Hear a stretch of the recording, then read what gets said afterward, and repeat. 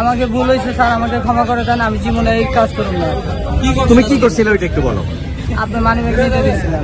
আজকে লাইভে আমি যখন লাইভে কথা বলছিলাম তখন আমার মানি ব্যাগটা এই চুরি করতে গেছিল।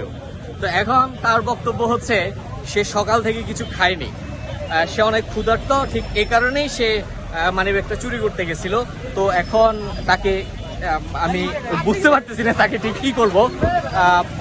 আচ্ছা তুমি বলো কি করতাম তোমাকে এখন? আমাকে মাফ করে দেন। তোমাকে মাফ করে দেবো? তুমি আসলে ধরো এই যে আমার তো এখানে অনেক দরকারি কাগজপত্র ছিল, কার্ড ছিল, অনেক কিছু ছিল, তো এইগুলো হারাই গেলে তো আমি অনেক হয়রানি হইতাম না। তো হয়রানি হইলে আমি তাইলে তোমার কারণে এই যে আমি যে হয়রানিটা হইতাম, তাহলে তখন তো আমি তোমার পাইতাম না। তুমি তো আমার মানি ব্যাগের টাকাটা নিয়ে তুমি তো খাইতা ঘুরতা ফিরতা, ঠিক না?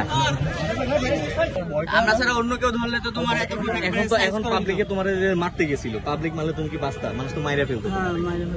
তাইলে এখন তুমি তোমার কি করা উচিত তুমি বলো? আমাকে ক্ষমা করে দেন, আর জীবনে করব না।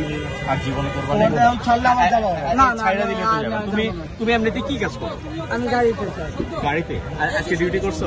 না, আজকে সারাদিন কিছু খাইনি তো। সারাদিন কিছু খাও নাই? এমনি তোমার কবে থেকে এই কাজ করো? আজকে আমি করতেছি। আজকে প্রথম দিনে ধরা হয়ে গেল। বিশ্বাস হয় না তো, আমি গাড়িতে ডিউটি করতে, কথা বিশ্বাস হয় না রে।